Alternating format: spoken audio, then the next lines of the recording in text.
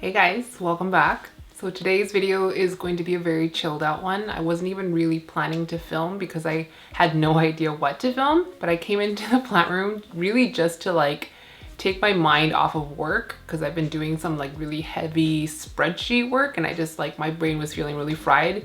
And then I was looking at all my new growth lately and mainly root growth, and I was just having so much fun that I thought I may as well turn on the camera. Well, in between I slapped on some makeup and then I turned on the camera. I've also been in rage plant chores mode this week off camera, and I just kind of need a little bit of a break to enjoy some plants just as they are without doing anything to them. So hopefully I can keep you company while you do your plant chores while I just kind of enjoy my plants. Last week's video, the antheriums, my favorite antheriums video, I was talking about how my plants in the tent were throwing a bit of a fit because it had gotten cold and I hadn't turned on the heat, and the heat has now been on for a week. And when I opened this tent, the hot air that came out of it, I feel we're back in action now. And I do think that the plants in here have been appreciating the extra warmth. I didn't turn on the heat a lot. I only am keeping it around 20 degrees. So translated into the tent, it's 25. It's usually around 5 degrees warmer than ambient. And then I just have a couple of little propagations I want to make near to the end of this video, I think. I mainly came in here to go through my plants and see what I could pull for sale and see if my propagations are ready, and that turned into admiring plants and blah blah blah. So here we are. So one thing I've been just shoving down your throats lately is tree fern soil. I just wanted to show you because I didn't get the opportunity to last week. I wanted to show you how the plants have been responding to them post repot. So I'm not going to do it right now, but I'm going to throw in some footage of just what I mean by tree fern soil. All my substrate are separated out in bins. So I have a bin of tree fern, which I already keep pre-mixed with perlite and pon. And then I have my bin of aroid mix, which is usually bagged peat soil with my amendments in it. So usually I'll put in fir bark, I use the repti bark from the pet store. And I'll put in as much perlite as I can manage. But perlite, I go through nobody's business. So I have a really hard time keeping perlite in stock in my house. But essentially I have that, and then I mix the two 50-50 into one when I repot plants. And I mentioned in last week's video that I've been just moving a lot of anthuriums to that mix because the roots have been really vigorous. The growth has been almost instantaneous, and I've been able to kind of jumpstart plants that weren't really growing or growing extremely slowly using this substrate. The only thing that I will say that has been annoying is the increase of fungus gnats. So one thing that's on my to-do list is to prepare some mosquito dunk water and just water all my plants with it, at least all the plants that are in soil. So mosquito dunks is what we can get in Canada. In the States, I believe you can get mosquito bits, which is already kind of granulated and dissolves easier in water. So this is a bacteria you can add to your soil that basically kills the eggs that are in the substrate, which is where the fungus gnats breed, and just kind of stops the life cycle there. And I've used it before in the past when I had a really bad fungus gnat infestation one winter, and I think it was maybe 2 or 1 waterings and it completely wiped them out. So it works really well for me. I think because I haven't been using soil heavily in the last couple of years, I forgot that this was a thing with soil. So I'm not gonna stop using the substrate. It's just definitely something that I have to adjust to my conditions. So I'm literally just gonna pull plants that I've been potting in this substrate.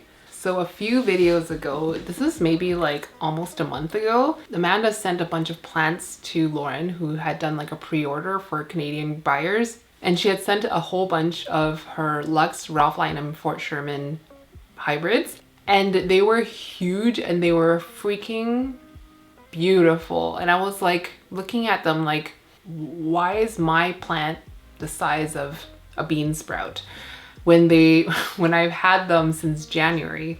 So I came home and I immediately repotted it from, it was basically, do I even have one of those cups in here? I don't. It was the equivalent of a shot glass. It was, I don't even know what it's used for, but it's a disposable plastic cup and it's maybe 3 inches in diameter. So I moved it to, I think this must be it's bigger than 4 inch, maybe closer between 4 and 5 inches. So I at least doubled the size of the pot, and I used tree fern soil with a leca layer at the bottom, and it has been rooting so well. Like this will be ready for a repot, I think in 3 weeks, 2 weeks. And it pushed out a leaf in that time and it's looking so much better than it did pre-repot. And prior to that, it was in just tree fern fiber. And this was really just the start of me just getting my act together and upsizing the pots on my anthuriums, as well as my like tree fern soil rampage.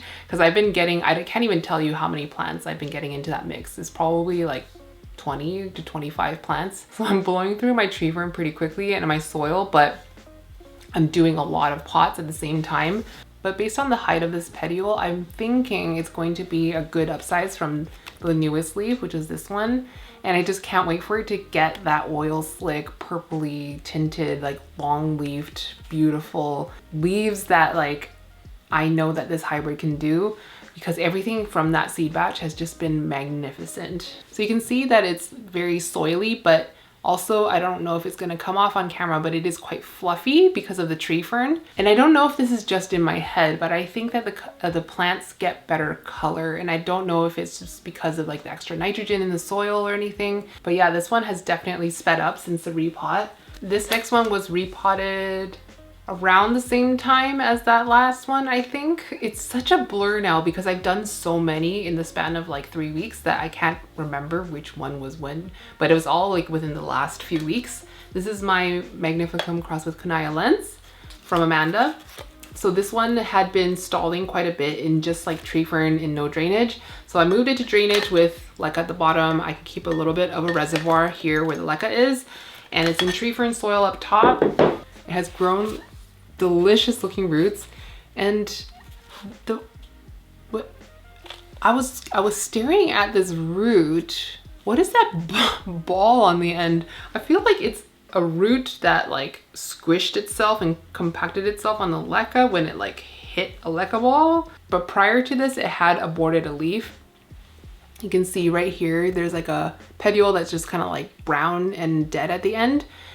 So that's kind of what prompted me to do this repot, and it looks so much better since the repot. And this new leaf is, again, like the petiole is quite a bit taller than the others, and it's looking so cute. I really, really like this hybrid. This is the only Kuna I have, like Kuna genetics I have in my collection.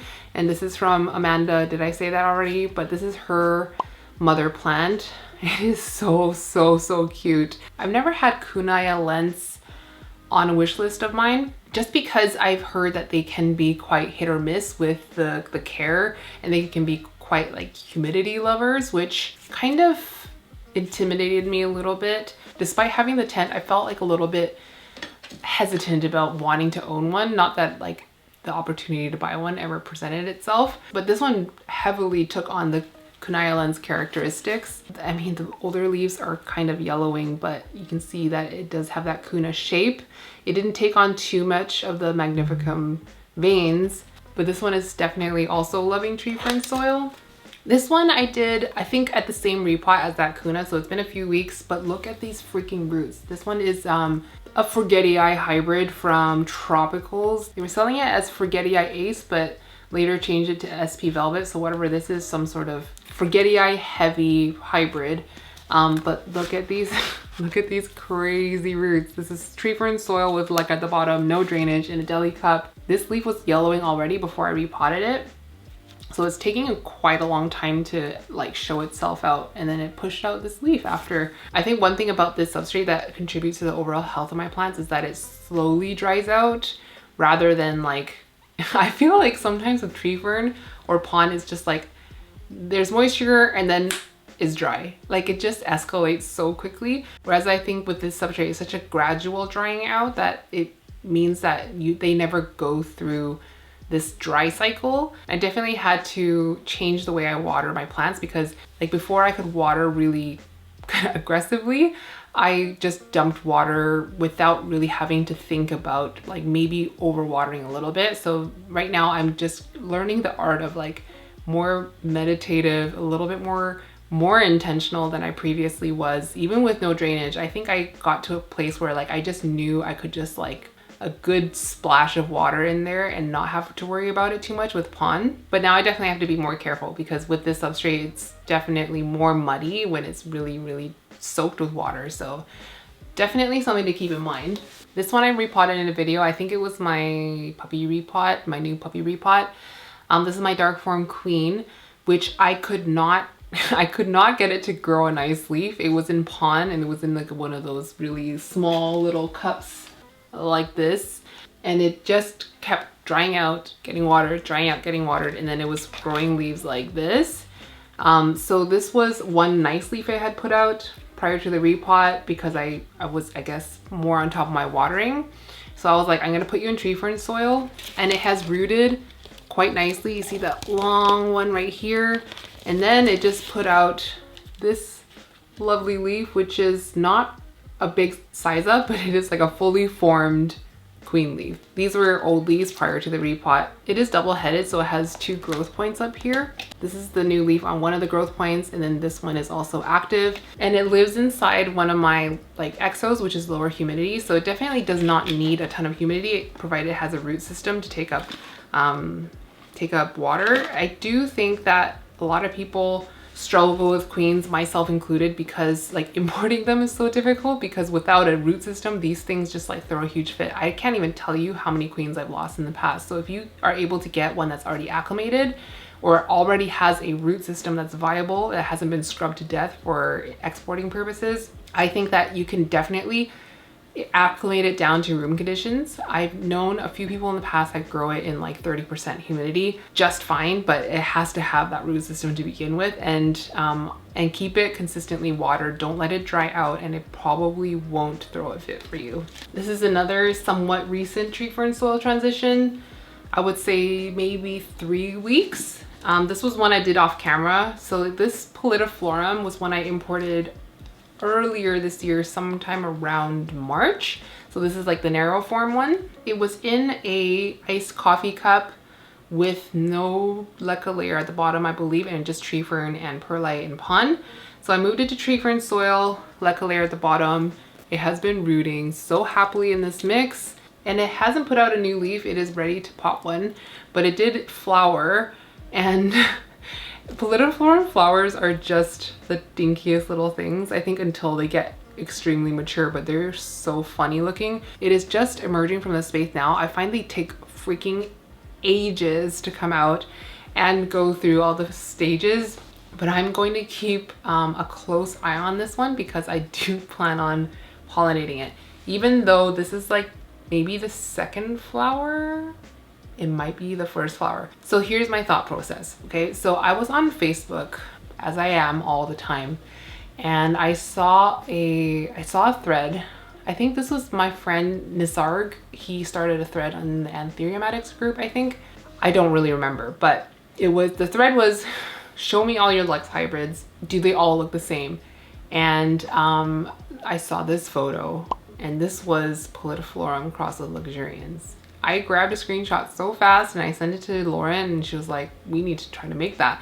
I didn't know that was possible. It is likely not a hybrid that I could ever achieve. I am 99% sure that these two plants are in different sections, so they're not like super compatible. But if I'm going to believe that this plant is actually a Pallidiflorum Lux, then I want to try. So I have Lux pollen in my freezer. The pollen is from my friend Jesse. This is his handle. So best practice is not to pollinate the first flower on your anthurium. I've done it before. It kind of does a real number on the mother plant, and it can die back, or it can produce like kind of weak, stunted seedlings if it does go to berry. But my thought process is, this is such a tiny inflow. How much energy is it going to take to produce like 3 berries? Do you know what I mean? So I have more than enough Lux pollen to do this plant, and I probably have some left over that I can pollinate something else with, because this will take like what, 5 grains of pollen, and it'll be done. But that's definitely something I'm going to attempt. But if you haven't seen that picture of that hybrid, it is so cool looking. It has that like minty green. You know how like Pallidiflorum, it has a green that is very, very specific to the Pallidiflorum. It's almost like milky. It's pastel-y. I know my plant is kind of showing up quite dark on the viewfinder, quite green, but I think Pallidiflorum does have that pastel-y, sparkly look, which I do think shows up in this hybrid. It's just so cool. And a very elongated Lux hybrid, I think it's hard to come by sometimes. So many of the ones that we see that are really flooded the market are super round and they're beautiful, but that's what makes them look very similar. So to do a Lux hybrid that is very distinct from the others is not an easy thing to do. So we're going to try it. I believe Lauren is also going to try on her Pallidiflorum once it flowers, and it will probably fail, but you gotta try, right? Okay, so this next one is a combination of two things I've been trying lately. So tree fern soil. It does have leca at the bottom because I'm sitting it in like a high-ish saucer.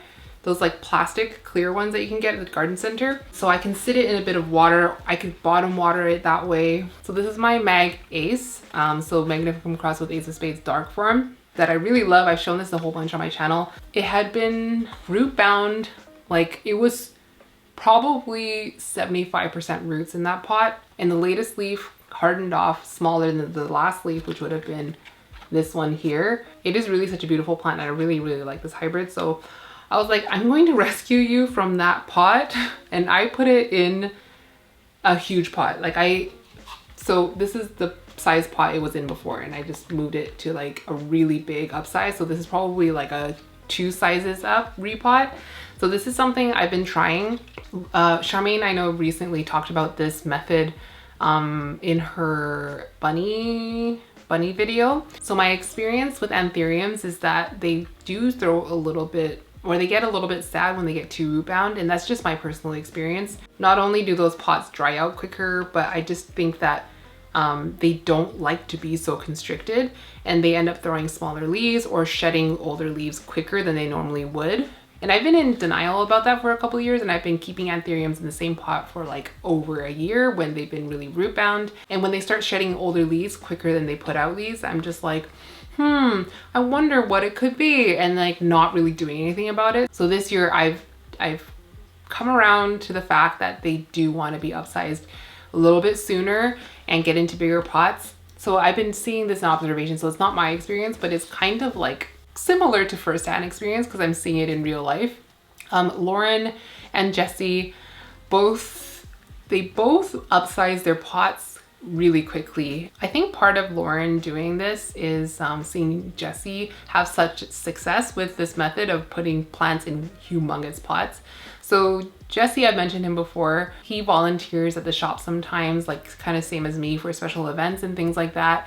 And he is an angel on this earth. I just love being around him so much, and his love of plants, I feel like, is so pure and so unparalleled. He is so low-key about his plants, and he can grow plants like nobody else. He sizes up seedlings to flowering size so quick. Like my plant will still be in like a seedling size, and his plant will be like this big or bigger in the matter of like a few months. It's really something to behold. And one thing he does is he sizes up the pots, or he puts tiny plants in huge pots like right off the bat really quickly. And he heavily uses leca. I feel like we probably use a lot of the same nutrients, and we probably have similar light conditions. He also grows most of his plants out in ambient conditions too, like not even in a greenhouse. There's very few plants he has in any sort of high humidity enclosure, and even then it's like a very small area of his home. So he's definitely someone I've been learning a lot from. And I think Lauren has also kind of injected a little bit of Jessie into her care as well, because I think we all feel a little bit competitive at the end of the day, and we're like, how is my plant from this seed batch so much smaller than your plant? And just like seeing what he's doing, kind of like copying his homework. So I looked at this plant and I was like, what would Jessie do?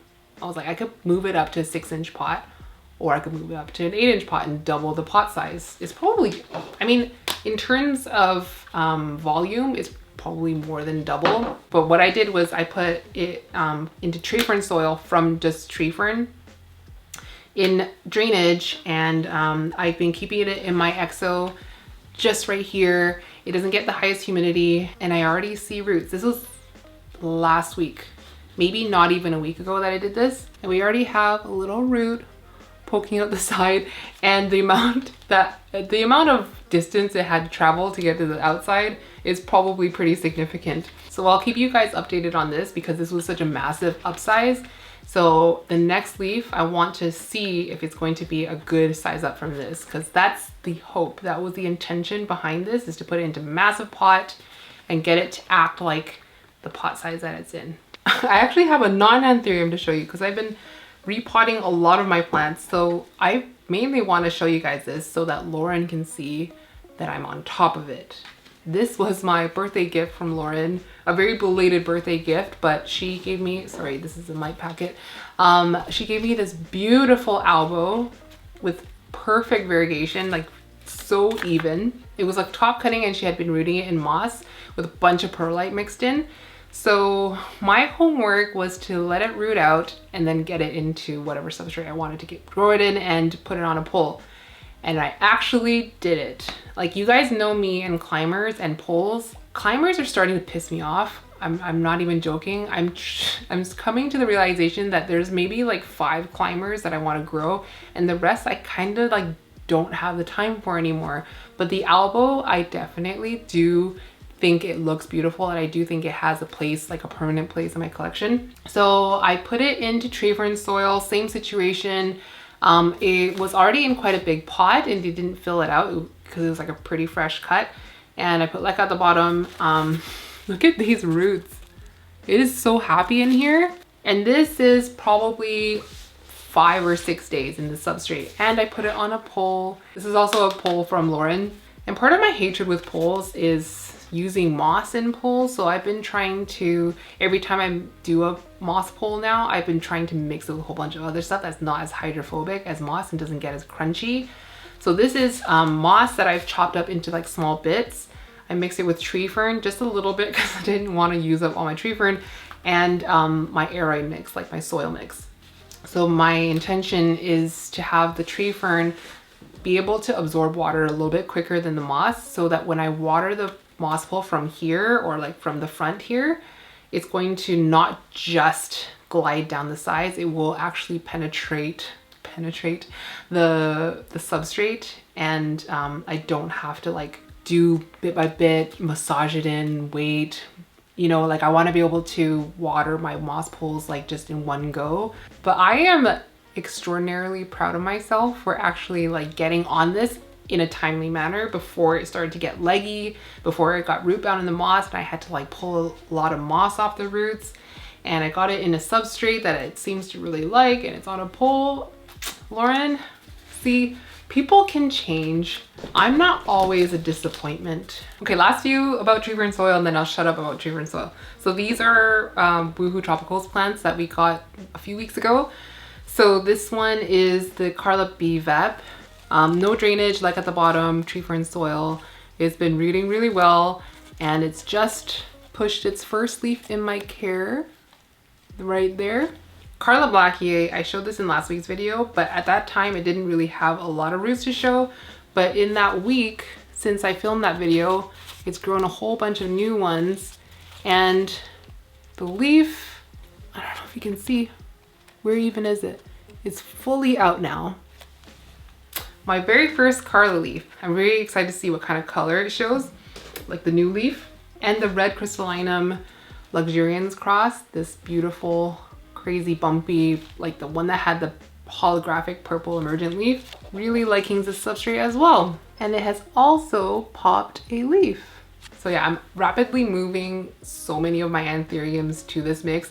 Actually, not even antheriums. I was repotting, so last night I went to my living room shelf that has a lot of plants on it. I went to just wipe down, I simply wiped the shelf, and it turned into repotting like 15 plants. That was like my whole night last night. So I was moving a lot of those plants to tree fern soil. I think they're gonna be really happy because I neglect watering down there so much, and a lot of the plants are in pond. So provided you have a fungus gnats battle regimen, then I think that this would be a really great mix. But if you're already growing in soil, then you're probably no stranger to fungus gnats anyways. Okay, something a little strange. It's not a weird thing in the grand scheme of things, but I never expected that this would happen to me. I somehow made a bench hybrid This one is the Poland parent of my last hybrid, the like Crystal Meg Forgetii hybrid that I did. On camera, I did like a whole humongous huge batch of seeds. This became a mother somehow. I was looking at this inflow and I was like, why is it green? I didn't pollinate you. I've had inflows kind of turn somewhat green before dying off if it's not pollinated. So I kind of chalked it up to that, but I was like, you're very green. And then it just wasn't going. And then it started to swell, and then it was like unmistakable berry formation on it. So what could you be pollinated with? I know that bench hybrids are a thing, and this is something that you should prevent from happening if you don't want contamination in your seed batches, but I never thought that that could happen in my little plant room with the plants that I had, like, and my ability to get them to flower and things like that. So I'm like trying to rack my brain as to who could be the dad. This flower wasn't out at that time, so it couldn't have selfed itself, and I'm pretty sure the plant knows not to do that to itself. So it could either be the Forgetii next to it, and across the room there's like other plants in flower, like my Crystal Meg, my dark Forgetii, and everything else is enclosed. So if it's not on the same shelf and it's not like me bumping an inflow and getting pollen to like kind of flutter down and accidentally pollinate this one, then could it be fungus gnats? But I don't even know that fungus gnats are attracted to the scent of the pollen and like the sap and stuff. So it's very interesting. I do have a little batch of berries, and I'll grow them out to see what exactly it is. I feel like it's a Forgetii though, like Forgetii with Forgetii. But I just thought it was really interesting because like bench hybrids to me was always a legit grower thing. Like I never thought that that would actually happen to me. So there's a first for everything, I guess. Okay, speaking of going boat mode on antheriums, my Dark Phoenix, which I showed you guys in last week's video, I mentioned I put it, it's so heavy. I mentioned I put it in a really big and wide glass vessel from something about this size. So I probably increased it by like 4 inches. I don't know the diameters of these glass vessels. They're not like, you know, plant pot size, but I used to be able to hold it like this for Instagram photo. There's no way I'd be able to hold that now. So it's been rooting really happily. You can see there are new roots like kind of all around the pot. This was just watered yesterday, so it's really freaking heavy. It's flowering. My Dark Phoenix is flowering. I am just obsessively checking on this plant every day, checking on the growth point and whatever, but I don't always check the petioles for an inflow. You guys, it's flowering. It's happening. It's happening. So the newest leaf is this one right here, the smallest one. It started pushing this growth point pretty soon after the repot, so it's ready to push out a leaf. But do you see what I'm seeing? It's turned green, and do you see the beginnings of an inflow popping out? I know I never shut up about wanting my Dark Phoenix to flower. And at the beginning of the year, I was saying that like by the end of the summer, it's going to be flowering. And the summer came and went and no sign of a flower. So I really didn't think that it was going to be happening after this repot, because part of the hope, like deep down, was that like by repotting it into something much bigger, it would kind of like reinvigorate the plant, and maybe that would be what induces flowering. But I also know that it's been really cold lately and we're just heading into winter. So I thought like maybe those two things will cancel out and it wouldn't actually flower.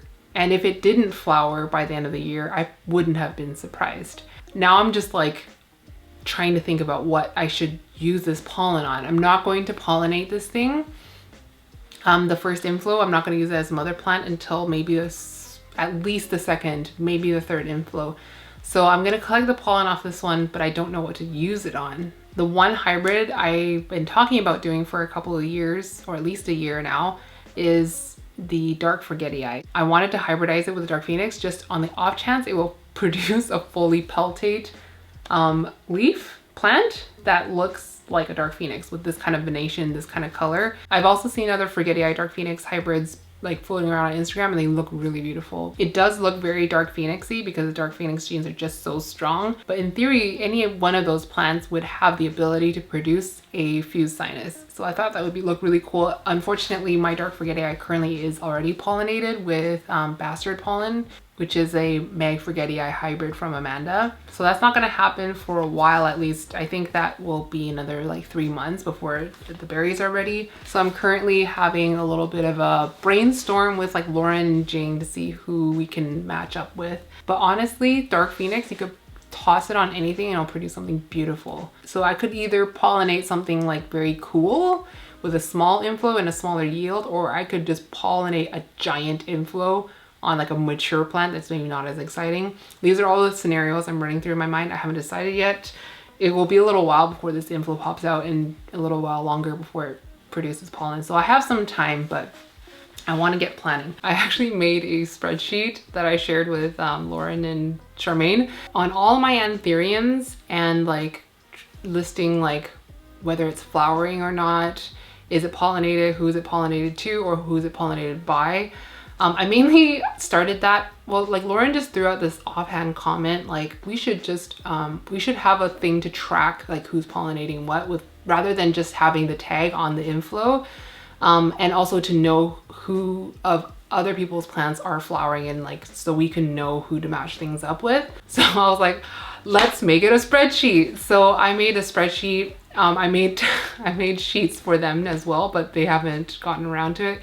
They're not as excited about spreadsheets as I am. I did my entire collection. Like I put my entire anthurium collection on there, not because they're all breeding worthy, but because once I got to a certain point, I was like, I kind of want to know exactly how many anthuriums I have because I don't count my plants ever. I have no idea how many plants I have in my collection. So I'm really excited to now be able to update my dark phoenix profile on that spreadsheet to say, yes, it is flowering. Not that I would ever forget this kind of thing, but just like I want to put it on the spreadsheet. It's so much fun. I think the only one of my friends that shares my love of spreadsheets is Jing.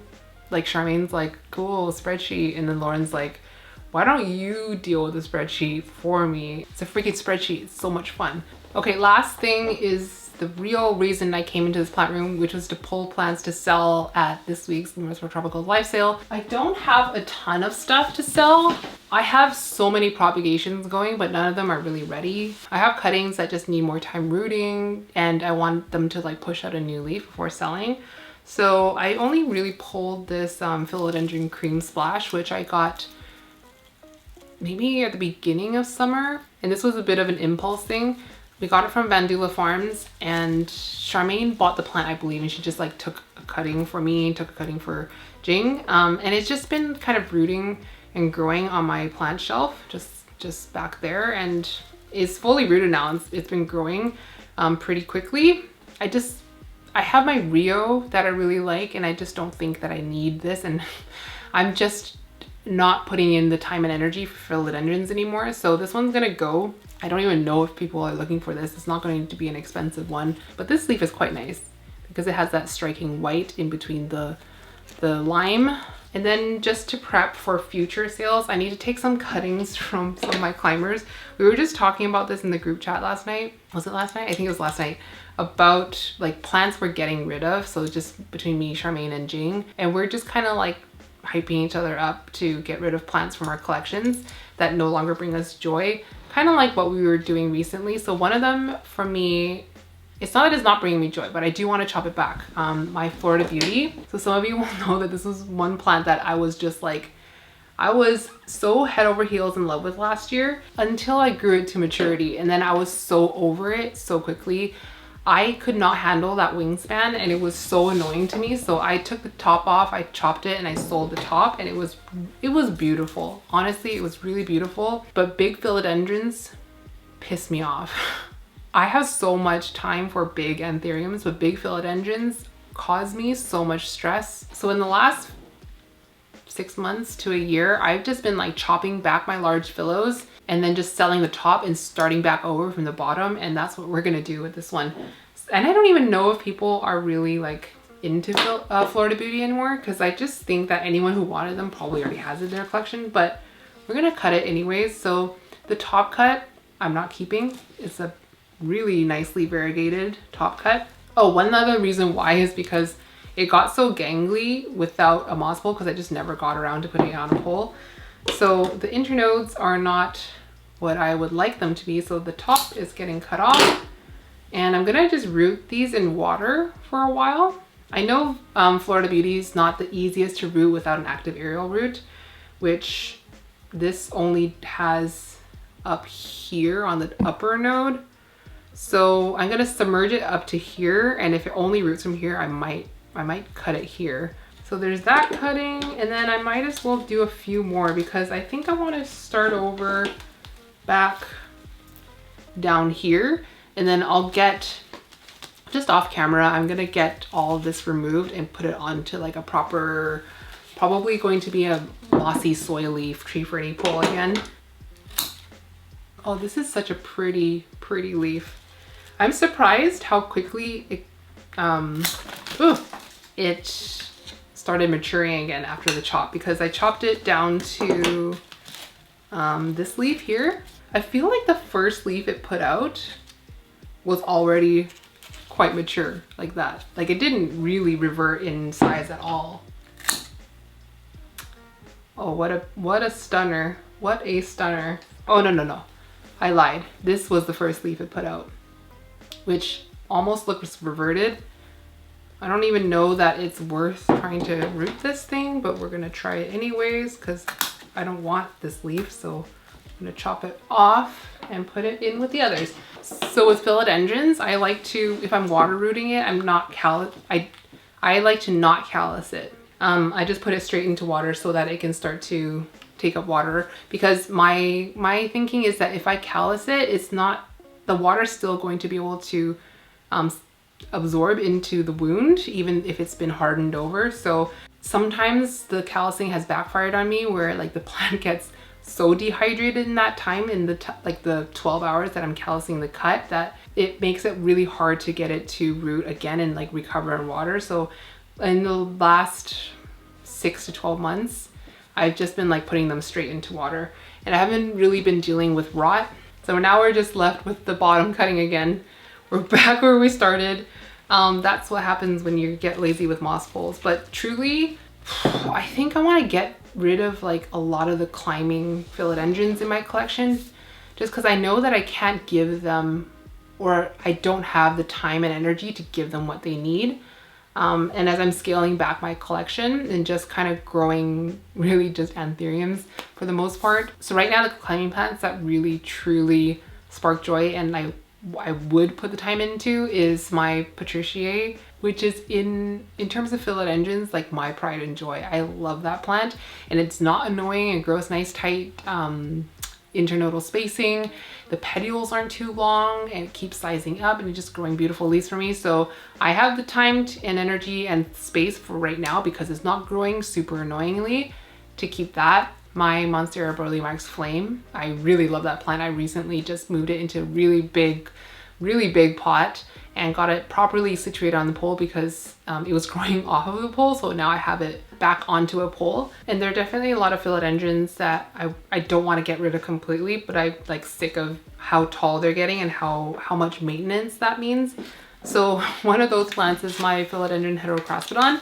This is the newest leaf. It's not very big. It's been growing on a clear plastic stake, and this recently fell off of it was growing in my tent, and it was like, I had a little hole here where I had a little S-hook, and it cracked, and I heard something in the night, and I was like, is that a pervert? Is that a robber?